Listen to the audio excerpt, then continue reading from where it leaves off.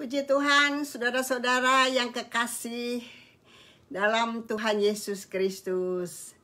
Apa kabar? Saya harap jemaat dan saudara-saudara dimanapun berada tetap sehat dan ada semangat. Kami dari BIC Salom mengucapkan selamat bertemu lagi dalam online service live Facebook. Saudara-saudara, kita harus sungguh-sungguh mencari Tuhan dan hidup dengan Tuhan lebih dekat lagi, karena Dia akan datang dengan segera menjemput kita sekalian, orang-orang yang percaya. Jangan sampai tertinggal, saudara-saudara. Mari kita akan siapkan hati dan pikiran kita dengan sungguh-sungguh tertuju kepada firman Tuhan yang akan memberikan kekuatan baru, yang akan memberikan masa depan yang penuh dengan harapan. Hidup kita harus sesuai dengan firman Tuhan, saudara sekalian. Berjaga-jagalah. Kita akan persiapkan diri untuk menyambut kedatangannya dengan berjaga-jaga, karena Dia akan datang dengan segera. Kalau bunyi sangkakala, apakah nama saudara-saudara ada?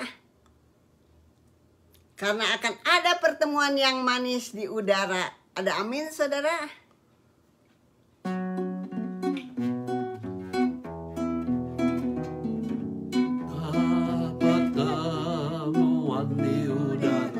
Pertemuan yang manis, saya rindu bertemu di sana, baru di udara. Nyanyian yang terdengar yang belum pernah didengar adalah kegirangan dan anak Allah yang pimpin kita. Pertemuan di udara, ada pertemuan di udara, pertemuan yang manis. Saya rindu bertemu di sana, bau di udara. Nyanyian yang terdengar yang belum pernah didengar adalah kegirangan dan anak Allah yang pimpin kita. Pertemuan di udara, ada pertemuan di udara, pertemuan yang manis. Saya rindu bertemu di sana, tahu di udara. Nyanyian yang terdengar yang belum pernah didengar adalah kegirangan dan anak Allah yang pimpin kita. Pertemuan di udara, nyanyian yang terdengar yang belum pernah didengar adalah kegirangan dan anak Allah yang pimpin kita.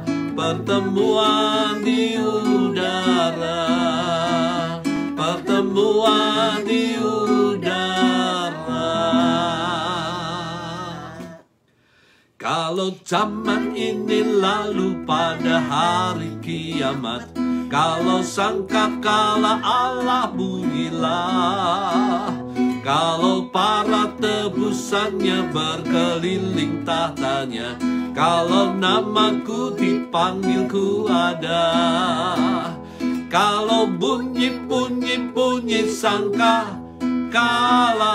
kalau bunyi-bunyi sangkakala, kalau bunyi sangkakala, kalau bunyi sangkakala ku ada.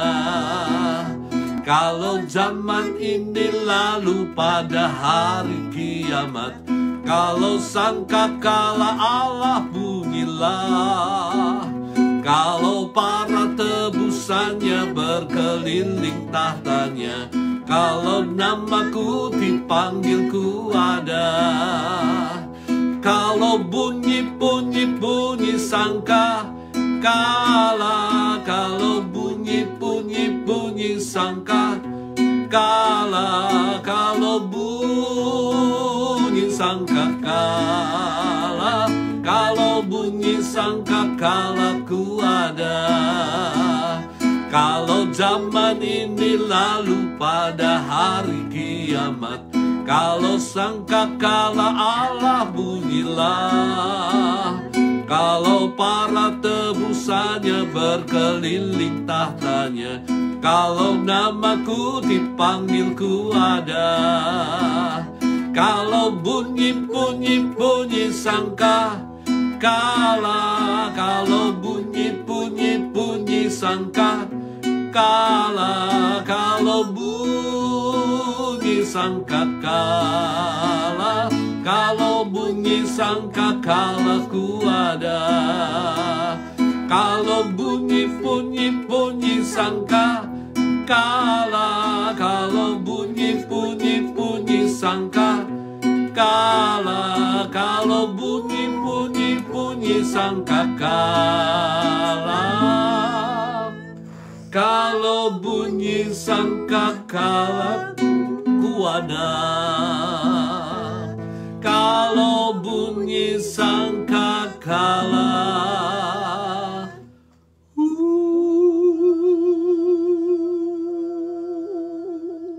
apakah nama Anda ada? Amin. Ku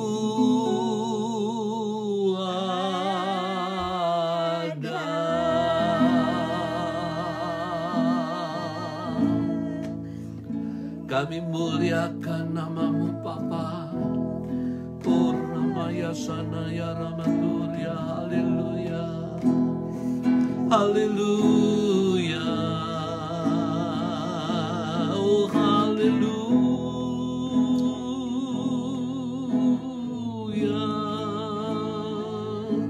Oh haleluya.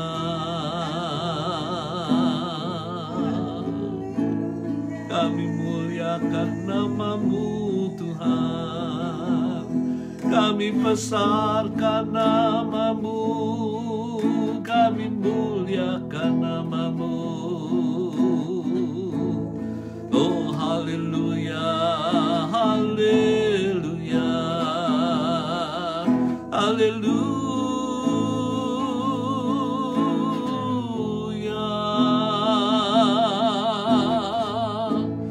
Engkau yang layak dimuliakan.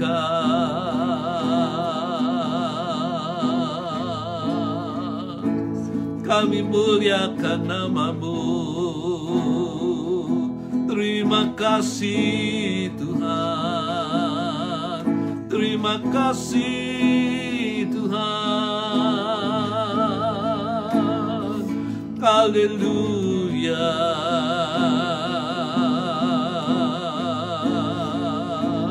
Kami percaya Engkau Bapa. Oh haleluya. Kami mau hidup dekat dengan Engkau. Berikan kami kekuatan seperti Raja Wali yang mampu terbang tinggi menghampiri hadirat-Mu, menghampiri Engkau Tuhan. Remajakan kekuatan kami, remajakan kekuatan kami. Haleluya. Oh Ramaya Sanaya Ramaturya. Haleluya. Haleluya.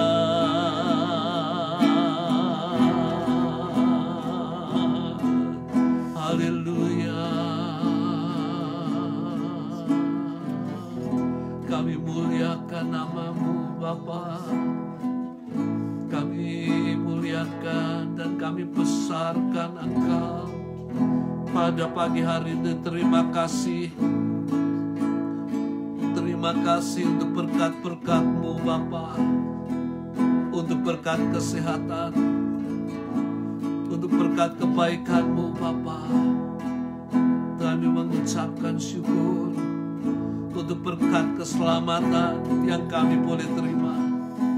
Sungguh berkat yang terbesar yang kami boleh terima.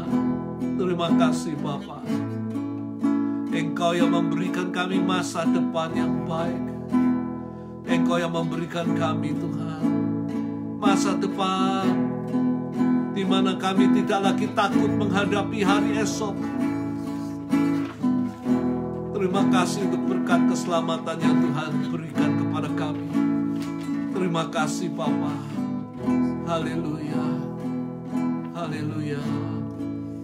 Kami mau serahkan saat ini dalam tangan Tuhan apa yang hendak kami renungkan, firman-Mu yang kudus Bapa. Oh Tuhan, apa yang Kau maukan yang pada saat ini disampaikan melalui firman-Mu, supaya kami mengindahkan firman-Mu Bapa. Dan kami percaya bahwa yang mendengar dan yang melakukan firman ini dalam kehidupannya, maka Engkau yang akan memberkati Bapa. Kami percaya bahwa kunci berkat adalah firman-Mu yang kudus. Bila kami dengar-dengaran terhadap Engkau, kami mau serahkan dalam tangan Tuhan. Hamba-Mu yang memberitakan, kuduskan, sucikan, layakan, supaya boleh memberitakan firman ini Bapa kepada seluruh jemaat-Mu. Supaya Tuhan, Engkau yang akan meneguhkan firman ini. Dengan kuasa-Mu kami percaya bahwa firman-Mu ada kuasa Bapa. Kami serahkan dalam tangan Tuhan. Kuasa yang menguatkan kami, yang membebaskan kami daripada segala ikatan. Kuasa yang mampu membaharui kehidupan kami. Terima kasih Tuhan, kami mau menyerahkan firman ini dalam tangan Tuhan. Hanya di dalam nama Tuhan Yesus kami berdoa dan mengucap syukur. Amin. Nah, saudara sekalian, firman Tuhan saat ini saya ambil di dalam kitab Wahyu, pasal yang ke-16, di dalam ayat yang ke-15. Sekali lagi Wahyu 16 ayat yang ke-15. Dikatakan demikian di dalam firman Tuhan, lihatlah aku datang seperti pencuri. Berbahagialah dia yang berjaga-jaga dan yang memperhatikan pakaiannya, supaya ia jangan berjalan dengan telanjang dan jangan kelihatan kemaluannya. Nah, tema firman Tuhan adalah aku datang segera. Mengapa saya mengambil judul kedatangan Tuhan Yesus yang kedua kali? Akan segera terjadi. Karena janji tentang kedatangannya dinyatakan 2021 tahun yang lalu. Kalau kita memasuki tahun yang baru, berarti kita semakin dekat dengan waktu kedatangan daripada Tuhan kita Yesus Kristus yang kedua kali, yang ditetapkan oleh Allah Bapa. Masalahnya saudara sekalian, mengapa janji kedatangan yang kedua kali belum juga digenapi? Sudah berjalan 2021 tahun. Nah, saudara sekalian, di dalam 2 Petrus 3 ayat 9, maka Rasul Petrus mencoba memberikan penjelasan kepada mereka yang bimbang, yang meragukan pengajaran tentang kedatangan Tuhan Yesus yang kedua kali. Di dalam 2 Petrus 3 ayat yang ke-9 dikatakan Tuhan tidak lalai menepati janjinya. Ya, sekali lagi, Tuhan itu tidak lalai, tidak lupa menepati janjinya. Dan saya percaya bahwa setiap perkataan daripada Tuhan, setiap janji daripada Tuhan, itu pasti akan digenapi. Karena Tuhan memiliki kuasa untuk menggenapinya. Lalu kemudian dikatakan, tetapi ia sabar terhadap kamu. Karena ia menghendaki supaya jangan ada yang binasa. Ia menghendaki supaya semua orang berbalik dan bertobat kembali kepada Tuhan. Mereka yang jauh daripada Tuhan, kembalilah kepada Tuhan dan bertobat. Di dalam pengertian berbalik daripada cara hidup yang nggak benar. Jadi kalau sampai saat ini ia belum juga datang, bukan karena lupa janji, tapi karena dia bersabar. Masih memberikan kesempatan kepada manusia untuk percaya nama Yesus dan diselamatkan. Dan ini merupakan tugas gereja yang tidak boleh dilupakan untuk memberitakan berita tentang keselamatan sebelum Tuhan Yesus datang kembali. Nah, Tuhan di dalam ayat ini berbicara tentang kedatangannya yang kedua kali. Kedatangannya yang pertama adalah untuk membebaskan manusia dari dosa dan menyelamatkan dari kebinasaan yang kekal. Kedatangannya yang kedua kali di dalam 2 tahap, Alkitab memberitakan, tahap yang pertama adalah rapture. Kedatangannya di awan-awan, di angkasa. Untuk apa? Untuk menjemput, mengangkat para salehnya. Orang-orang yang kudus, yang sudah dikuduskan oleh darah Tuhan Yesus Kristus. Untuk mengangkat gerejanya. Orang-orang yang kudus yang tadi saya sudah sebutkan. Yang dikuduskan oleh darah Yesus. Yang saat ini pula, saudara sekalian, yang dinanti-nantikan oleh orang-orang yang percaya pada zaman ini. Supaya kedatangan Tuhan Yesus Kristus segera terjadi. Nah, hal ini terdapat di dalam 1 Tesalonika 4 ayat 16 dan 17. Dikatakan sebab pada waktu tanda diberi, yaitu pada waktu penghulu malaikat berseru dan sangkakala Allah berbunyi, maka Tuhan sendiri akan turun dari sorga dan tidak menginjak bumi, tetapi di awan-awan, dan mereka yang mati di dalam Kristus akan lebih dahulu bangkit. Ada kebangkitan orang mati. Sesudah itu kita yang hidup, yang masih tinggal, akan diangkat bersama-sama dengan mereka dalam awan menyongsong Tuhan di angkasa. Demikianlah kita akan selama-lamanya bersama-sama dengan Tuhan. Tahap yang kedua kedatangannya adalah untuk mendirikan kerajaan Allah. Yang kita kenal sebagai kerajaan 1000 tahun di bumi. Dan dia akan menjadi raja. Saudara dapat membaca di dalam Wahyu 20 ayat yang keempat. Dikatakan, lalu aku melihat tahta-tahta dan orang-orang yang duduk di atasnya. Kepada mereka diserahkan kuasa untuk menghakimi. Aku juga melihat jiwa-jiwa mereka yang telah dipenggal kepalanya karena kesaksian tentang Yesus. Para martir yang kita kenal dengan istilah martir.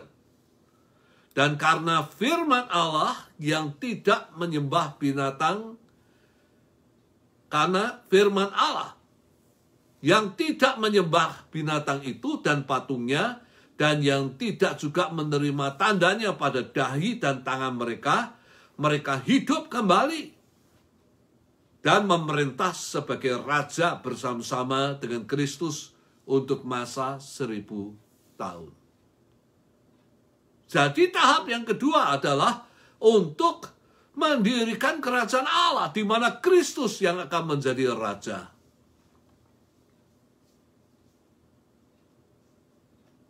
Dan saat ini, saudara sekalian, kita akan bahas mengenai kedatangan Yesus tahap yang pertama.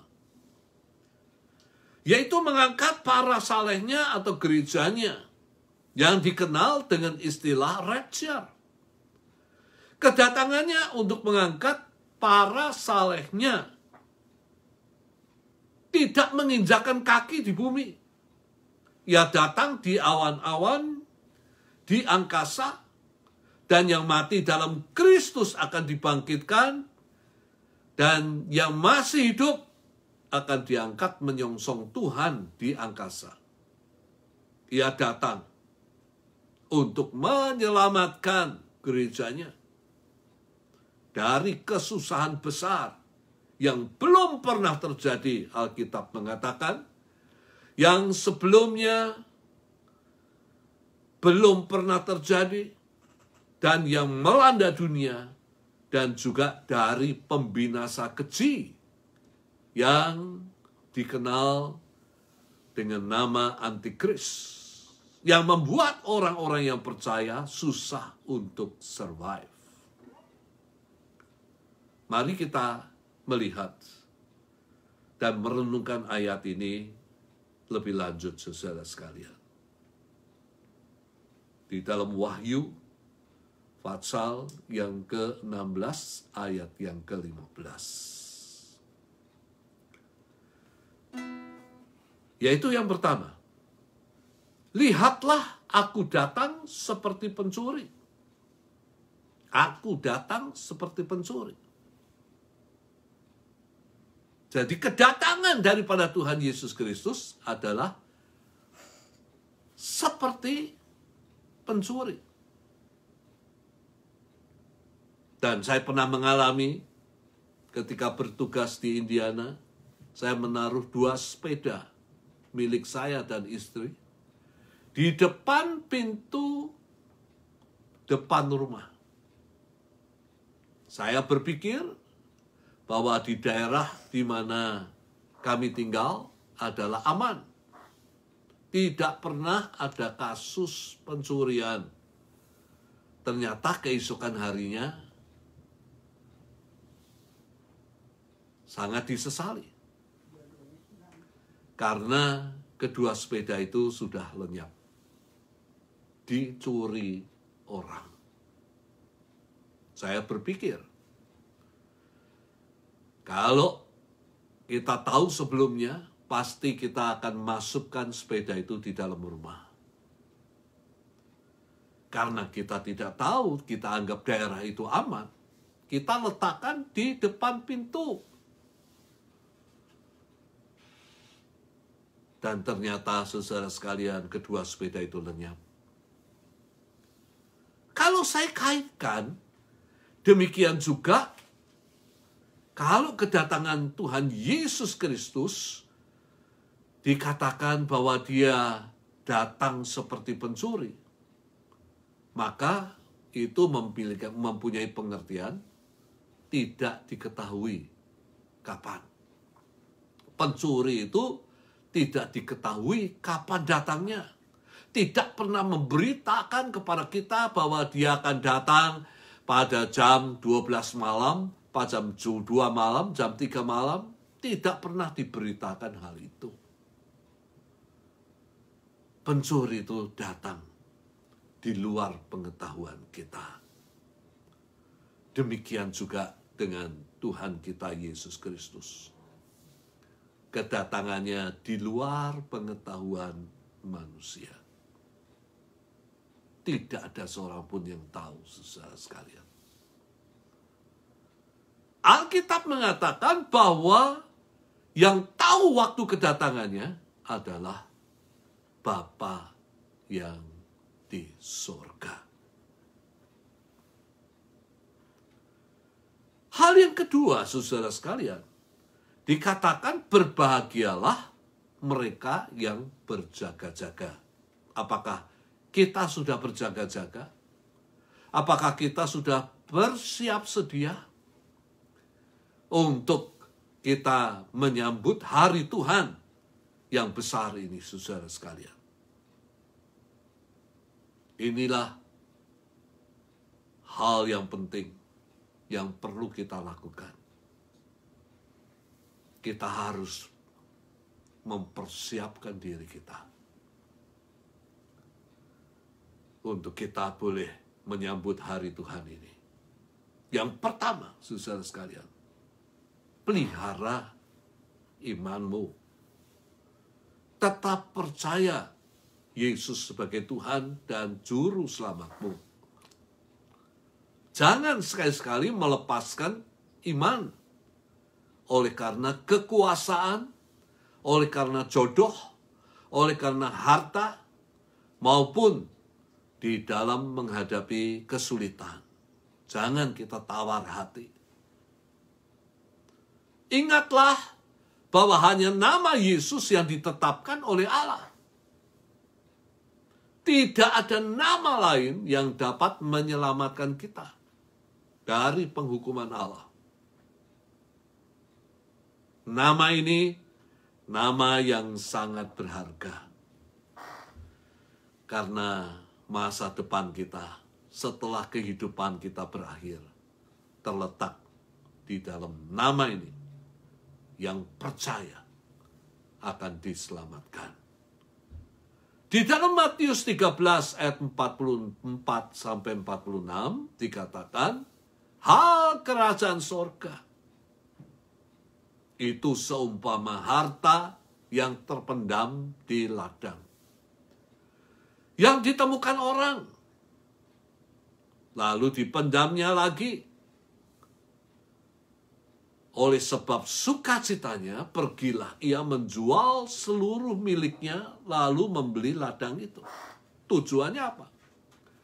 Supaya dia mendapatkan harta karun yang ditemukan itu, saudara sekalian, yang lebih berharga dari semua harta yang dimilikinya. Demikian kerajaan surga itu seumpama seorang pedagang yang mencari mutiara yang indah. Setelah ditemukannya mutiara yang sangat berharga, ia pun menjual seluruh miliknya, lalu membeli mutiara itu. Nah, di dalam dua perumpamaan ini digambarkan kerajaan surga itu seperti harta karun, mutiara yang sangat indah. Setelah orang menemukannya, maka ia rela melepaskan dan menjual apa yang dimilikinya, supaya bisa mendapatkan, memiliki yang lebih berharga. Demikian dengan Tuhan kita Yesus Kristus, yang merupakan sumber keselamatan bagi mereka yang percaya kepadanya, merupakan harta yang paling berharga. Oleh karena itu tetaplah percaya kepadanya, karena ia yang dapat menyelamatkan kita. Kini kita akan melihat pandangan daripada Rasul Paulus mengenai Tuhan Yesus Kristus. Di dalam Filipi 3 ayat 7 dan 8 dikatakan, tetapi apa yang dahulu merupakan keuntungan bagiku, sekarang kuanggap rugi karena Kristus. Malahan segala sesuatu kuanggap rugi karena pengenalan akan Kristus Yesus, Tuhanku, lebih mulia daripada semuanya. Oleh karena dialah aku telah melepaskan semuanya itu dan menganggapnya sampah, supaya aku memperoleh Kristus. Mari kita melihat pengenalan daripada Rasul Paulus akan Yesus. Pengenalannya akan Yesus adalah tidak melalui pemberitaan Injil manusia, tetapi melalui penglihatan dalam perjalanan ke Damsyik untuk mencari dan menangkap murid-murid Yesus, untuk dibawa ke Yerusalem, untuk dipersekusi dan dibunuh. Dalam perjalanan itu, Tuhan Yesus menampakkan diri kepadanya, dan ia bertobat. Ia percaya Yesus adalah Tuhan dan Juru Selamat. Saudara dapat membaca di dalam Kisah 9 ayat 3 sampai ayat yang kelima. Dan ini hal yang sama yang dialami banyak orang pada zaman now. Orang yang mengenal dan percaya Yesus sebagai Tuhan dan Juru Selamat karena penampakan pribadi Tuhan Yesus kepada mereka.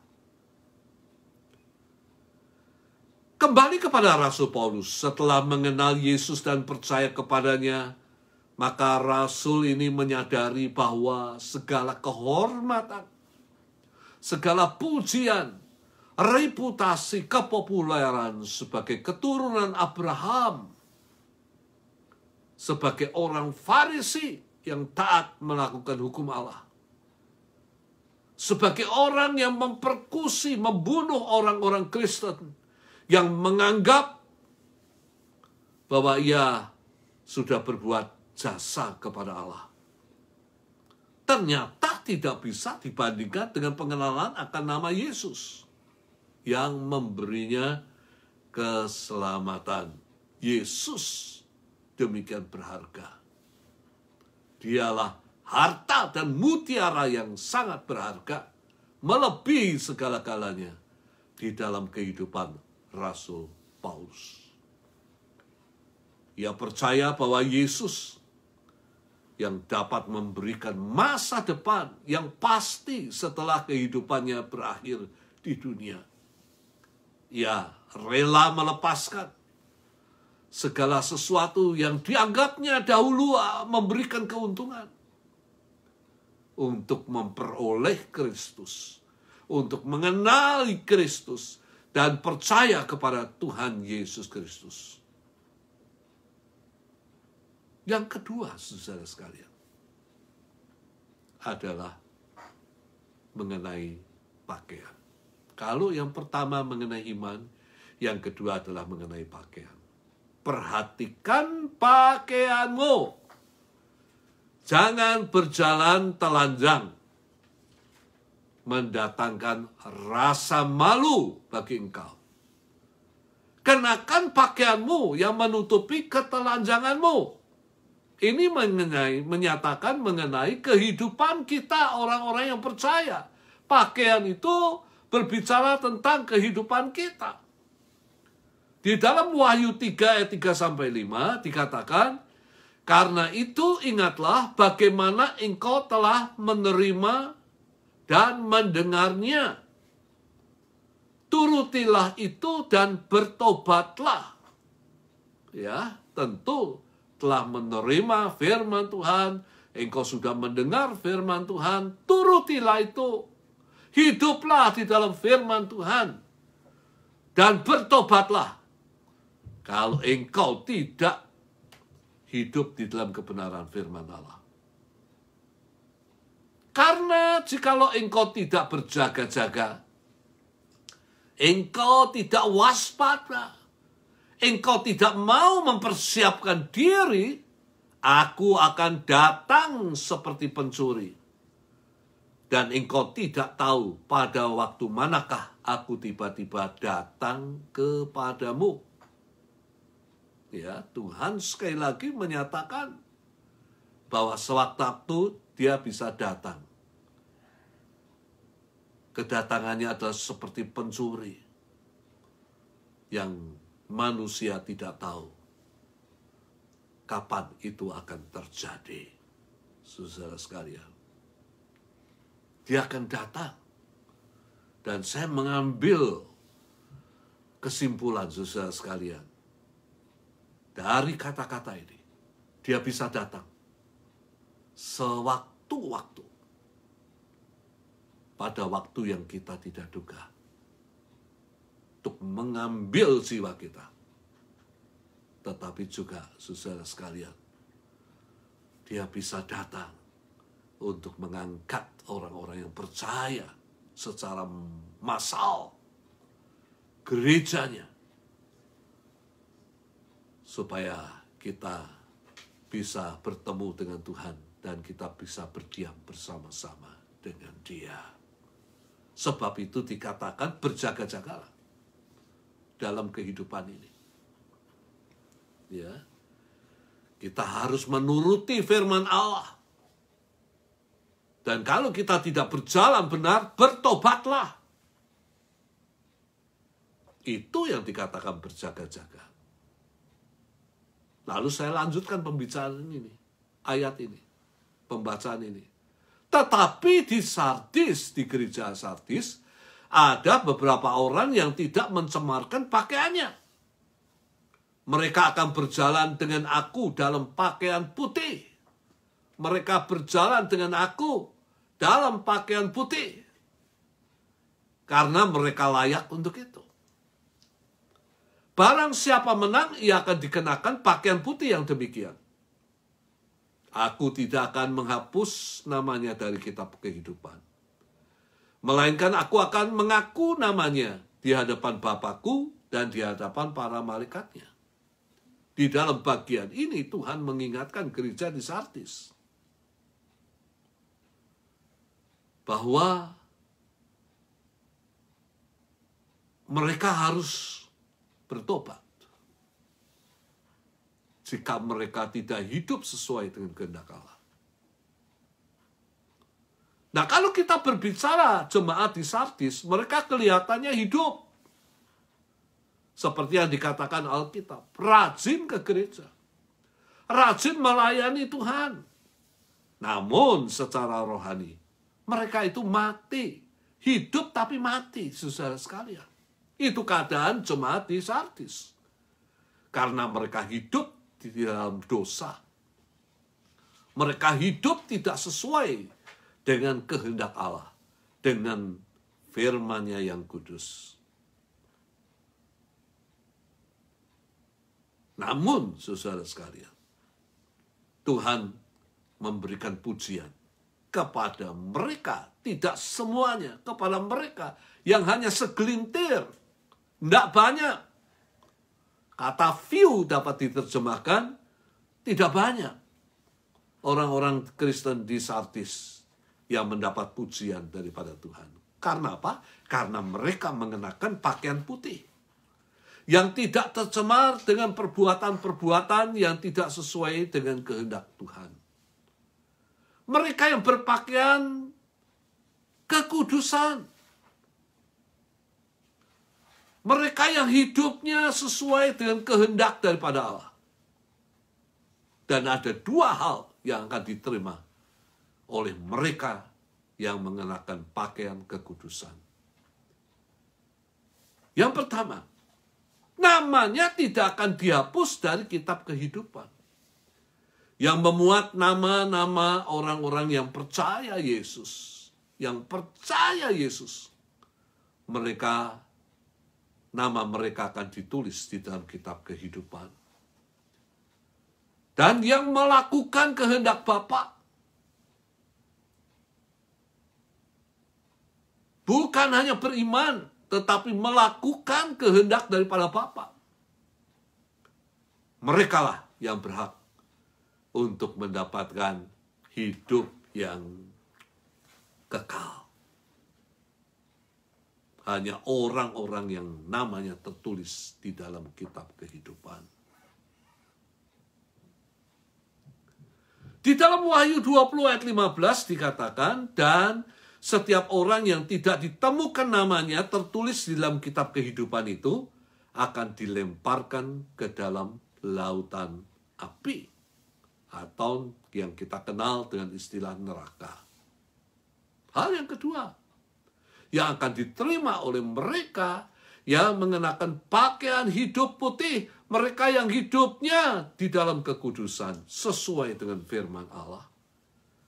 Aku akan mengaku namanya di hadapan Bapakku dan di hadapan para malaikatnya.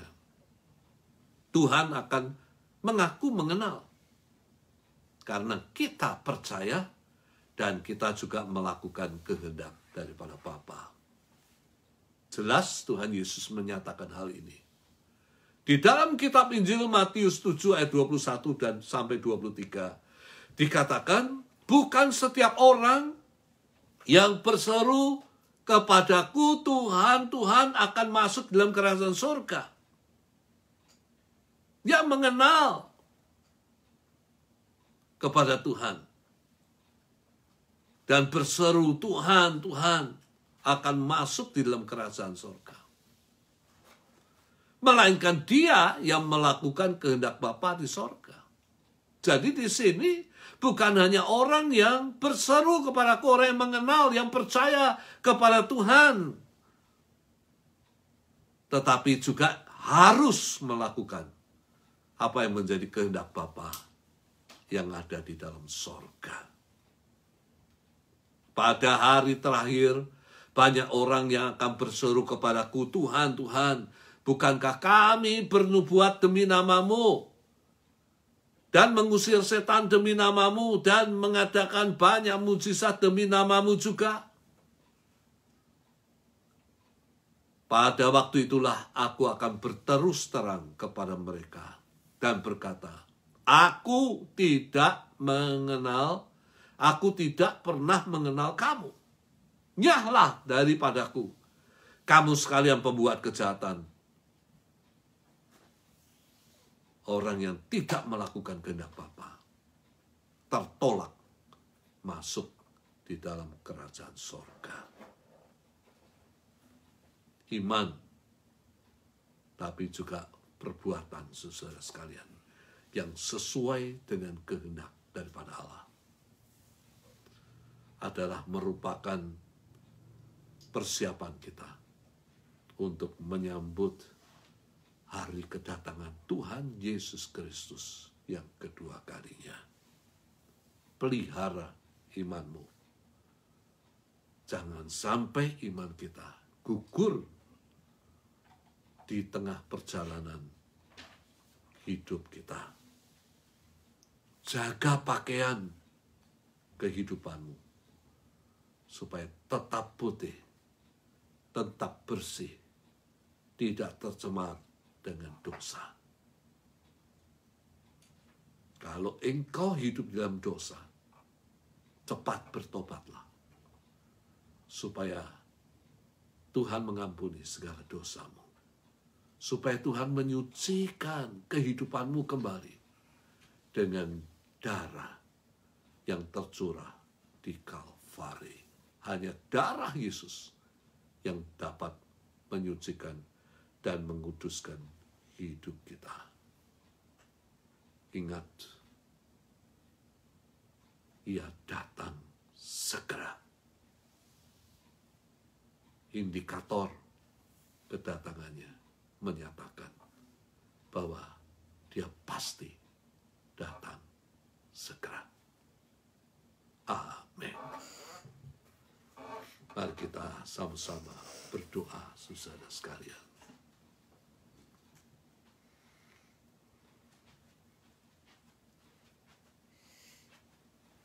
Kami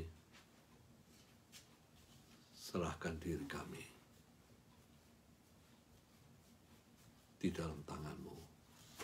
Kami mau mengintrospeksi hidup kami, Bapa. Pada kesempatan ini, kalau kami tidak hidup di dalam firman-Mu, kami tidak hidup dalam ketetapan-Mu, kami tidak hidup dalam hukum-hukum-Mu, di dalam kehendak-Mu, Sekali lagi kami mohon pengampunan yang daripada Tuhan. Seringkali perkataan kami, perbuatan kami jauh daripada kehendak-Mu. Tapi biarlah Tuhan pada saat ini akan menyucikan hidup kami sekalian. Kami mau mempersiapkan diri kami. Engkau segera datang. Dan message ini Tuhan kami mau indahkan.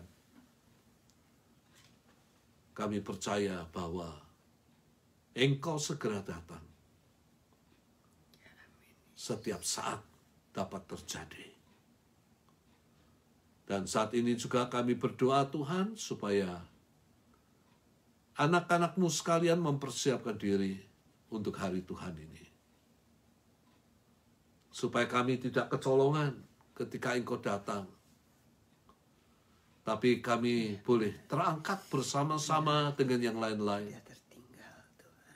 Menyongsong Engkau di angkasa, di awan-awan yang permai. Dan kami boleh bertemu dengan Engkau muka dengan muka.